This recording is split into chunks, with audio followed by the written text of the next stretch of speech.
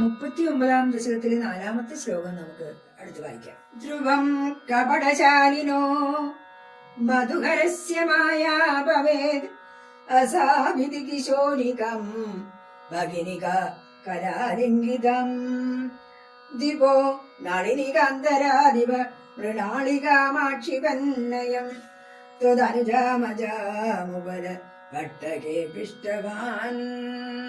കംസന് അതൊരു പെൺകുഞ്ഞാണ് എന്നുള്ളതിൽ ആദ്യം ഒരു സന്തോഷക്കുറവുണ്ടായി. എങ്കിലും കംസൻ വിചാരിച്ചു, ഈ മായാവിയായ കൃഷ്ണൻ അല്ലെങ്കിൽ ഭഗവാൻ ഇതൊരു കുരുട്ടുബുദ്ധി ഉപയോഗിച്ചാണോ? കാരണം തന്നെ തോൽപ്പിക്കാൻ വേണ്ടി. ആൺകുഞ്ഞാണ് എങ്കിലല്ലേ അതിനൊരു പ്രസക്തി ഉള്ളൂ, അപ്പൊ പെൺകുഞ്ഞാണെങ്കിൽ എന്ത് ചെയ്യും എന്നൊക്കെ ഒരു മായാവിയായ വിഷ്ണു വിചാരിച്ചിരിക്കാം എന്ന്. അപ്പൊ വിഷ്ണുവിന്റെ ഒരു കപട നാടകമായിരിക്കാം ഇതെന്ന് കംസൻ വിചാരിച്ചു, അല്ലെ? ഭഗവാൻ മത്സ്യം കൂർമ്മം തുടങ്ങി പല വേഷങ്ങളില് അസുരന്മാരെ നശിപ്പിച്ചിട്ടുണ്ട്.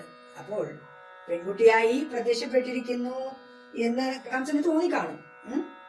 ഈ ഒരു കുഞ്ഞിനെയെങ്കിലും എനിക്ക് തരണേ എന്ന് യാചിച്ചുകൊണ്ട് കുട്ടിയെ ആലിംഗനം ചെയ്യുന്ന ദേവകിയിൽ നിന്ന് കംസൻ കുട്ടിയെ ബലാത്കാരമായി പിടിച്ചു പറിച്ചു. പിന്നീട് ഒരു കരുണയും കൂടാതെ പാറപ്പുറത്ത് ആഞ്ഞടിച്ചു. അങ്ങനെ കംസൻ ദേവകിയുടെ 8ാമത്തെ കുഞ്ഞിനെയും കൊല്ലാനായിട്ട് ശ്രമിക്കുകയാണ്. ധ്രുവം കപടശാലിനോ മധുഹരസ്യ മായാ ഭവേദസാവിധി കിശോരികം ഭഗിനികാകരാലിംഗിതം ദിപോ നളിനികാന്തരാദിവ മൃണാളികാമാക്ഷിമന്നയം ത്വദനുജാമജാമുബല പട്ടകേ പിഷ്ടവാൻ.